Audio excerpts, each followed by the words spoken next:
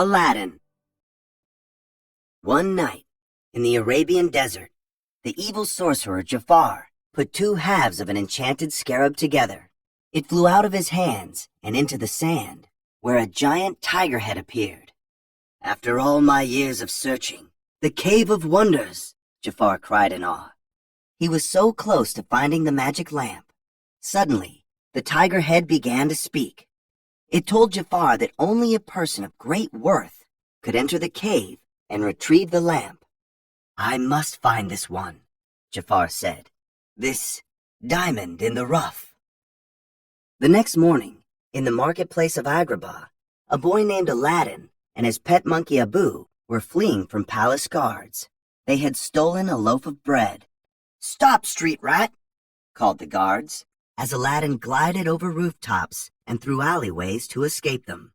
"Gotta eat to live, gotta steal to eat," Aladdin called back as he made his way out of sight. The guards eventually lost Aladdin and Abu. The two friends couldn't wait to eat.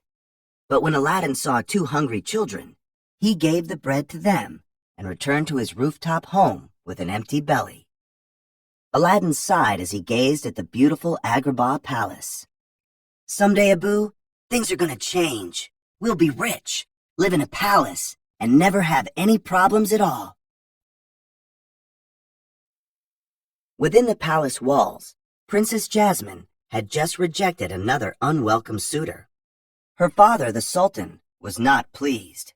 "Dearest," he began, "the law says you must marry a prince by my next birthday," Jasmine finished for him. "I hate being forced into this. If I do marry, I want it to be for love." With her birthday only 3 days away, Jasmine decided to flee the palace, disguised as a peasant girl, to live life as she pleased. Jafar, the Sultan's trusted advisor, said he could change Jasmine's mind about getting married. "But," Jafar said, eyeing the Sultan's ring, "it would require the use of the mystic blue diamond." Jafar hypnotized the Sultan with his snake-like staff and stole the ring. He took the diamond to a secret chamber to activate the sands of time. "Reveal to me the one who can enter the cave," he commanded. The sands showed Aladdin. Jafar ordered his guards to bring Aladdin to the palace at once. Meanwhile, Jasmine was enjoying her newfound freedom in the marketplace. When she saw a hungry little boy, she plucked a piece of fruit from a nearby fruit stand and gave it to him. Used to life in the palace, she didn't know she needed to pay for it. "No one steals from my cart! Thief!"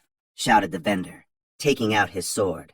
Luckily, Aladdin intervened before anyone got hurt. Taking Jasmine's hand, Aladdin led her through the marketplace and away from the angry vendor. Back at Aladdin's rooftop home, they talked about how they both felt trapped in their worlds. They looked into each other's eyes, and Aladdin leaned in to kiss her. "Here you are, street rat!" shouted a guard. "Unhand him, by order of the princess," Jasmine yelled, pulling off her hood. "The princess?" gasped Aladdin, surprised by who she was. "I would, princess, except my orders come from Jafar," the guard responded as he hauled Aladdin away. Fortunately, Abu snuck into the dungeon and freed Aladdin from his chains. Then, the little monkey batted his eyelashes at Aladdin, clearly imitating the princess. "I'll never see her again. I'm a street rat, remember? She's gotta marry a prince. I'm a fool," Aladdin said. "You're only a fool if you give up, boy," said an old man emerging from the darkness. "There is a cave," he explained, "filled with treasures beyond your wildest dreams. Treasure enough to impress even your princess." So they struck a deal. Aladdin would retrieve the magic lamp from the cave in exchange for a reward. They escaped from the dungeon through a hidden exit. The old man brought Aladdin and Abu to the entrance to the Cave of Wonders. The tiger head roared open, and a staircase made of sand appeared inside its jaws. "Who disturbs my slumber?" the tiger head thundered. "It is I, Aladdin," Aladdin said faintly. "Proceed," roared the tiger. "Touch nothing but the lamp." Inside the cave, Aladdin and Abu arrived in a glittering chamber filled to the brim with treasure. Mounds of coins, beautifully adorned chests, and countless jewels towered over their heads. "Just a handful of this stuff would make me richer than the Sultan," said Aladdin. Then, a magic carpet tugged on Abu's tail, startling the little monkey. "A magic carpet!" Aladdin exclaimed. "Maybe you can help us. See, we're trying to find this lamp." They followed the magic carpet to an enormous cavern. In the center was a huge altar of rocks surrounded by water, and the lamp was at the top of it. Aladdin climbed a bridge over the water. When he finally reached the top of the altar, he wondered what the old man wanted with a dusty lamp. Below, Abu had his eye on a giant red ruby. The magic carpet tried to stop him, but the monkey broke free and snatched the ruby. He had to have it. Suddenly, the room began to rumble, and a voice echoed in the cavern. "You have touched the forbidden treasure. Now you will never again see the light of day." Just then, the bridge turned into a slick ramp, sending Aladdin skidding toward hot lava. The magic carpet caught him and headed toward the entrance to save Abu. Together, Aladdin, Abu, and the magic carpet zigzagged through the cave, dodging pillars of bursting lava, falling rocks, and crumbling walls.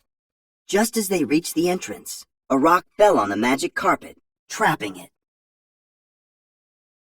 Aladdin grabbed onto a ledge to keep from falling back into the cave. "Give me your hand!" Aladdin cried out to the old man. "First, give me the lamp!" the old man shouted. Aladdin gave him the lamp, but the old man laughed as he took off his disguise. It was really Jafar. He let Aladdin and Abu fall back into the depths of the cave. Luckily, the magic carpet freed itself and caught Aladdin and Abu before they hit the ground. Above, the tiger head gave a final roar and sank back into the sand. "We're trapped," Aladdin said angrily. But Abu grinned at Aladdin and pulled out the magic lamp. "Why, you hairy little thief," Aladdin said, patting Abu. "Hey, I think there's something written here." Aladdin rubbed the side of the lamp. The lamp began to rattle in Aladdin's hands, shooting out a stream of pink and purple smoke. Then, poof, a genie emerged. "Here for your wish fulfillment," said the genie. "So what'll it be, master?" Aladdin didn't want to use any wishes yet, so he tried to trick the genie into helping them escape. "He probably can't even get us out of this cave," he said under his breath. "Excuse me?" the genie gasped. "Are you looking at me? Did you rub my lamp?" Instantly, they were out of the cave and at a desert oasis. Jasmine, Aladdin made his first wish. "I wish for you to make me a prince."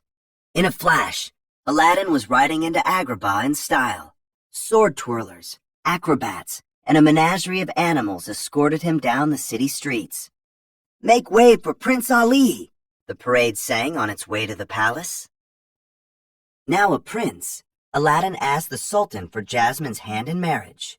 "I will win your daughter," he added. Jasmine burst into the room. "How dare you?" she cried. "I am not a prize to be won." That evening, Aladdin flew to Jasmine's balcony on the magic carpet. He told her that she was not just a prize. "You should be free to make your own choice," he said.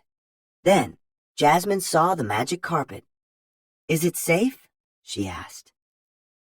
"Do you trust me?" he replied, reaching out his hand to her. Without hesitation, Jasmine took his hand, and up they zoomed into the sky, flying through clouds high above Agrabah into a whole new world. Meanwhile, Jafar was thinking up an evil plan to get rid of Aladdin. When Aladdin left Jasmine that night, Jafar was waiting for him, with guards. "I'm afraid you've worn out your welcome," Jafar said. His guards tossed Aladdin into the sea, with a weight tied to his ankles. But Aladdin was clever and had hidden the lamp under his turban. He wished for the genie to rescue him. Aladdin rushed back to the palace. He needed to show Jasmine and the Sultan who Jafar really was. But when he arrived at the palace to expose the evil sorcerer, Jafar's parrot, Iago, stole the lamp and gave it to Jafar. Jafar rubbed the lamp, summoning the genie. "I wish to rule as Sultan," Jafar cried, making his first wish as the genie's new master. Jafar then made his second wish, to become the most powerful sorcerer in the world. He quickly went to work, trapping Jasmine inside a giant hourglass, changing the Sultan into a puppet, and turning Abu into a toy. Aladdin, seeing the lamp, rushed toward it. Jafar trapped him behind a sharp wall of swords, but the street rat was not ready to back down. Aladdin had an idea. "Face it, Jafar, you're still just second best," he said, hinting at the genie's great power. Jafar made his final wish. "I wish to be an all-powerful genie," he said, and another magic lamp appeared. "You want to be a genie? You got it," Aladdin said, holding up Jafar's lamp. Jafar was sucked into the lamp, imprisoned forever. The Sultan was so impressed with Aladdin's bravery that he changed the law so Jasmine could choose her husband. Jasmine, of course, chose to marry Aladdin, but Aladdin still had one wish left. "Genie," he said, "I wish for your freedom." The genie's shackles fell to the ground. "I'm free," the genie said, as he hugged Aladdin and thanked him. After a tearful goodbye, the genie flew into the sky. Aladdin knew they would always be friends. Then, turning to Jasmine, Aladdin gently took her hand. Together, they hopped on the magic carpet and soared into the clouds.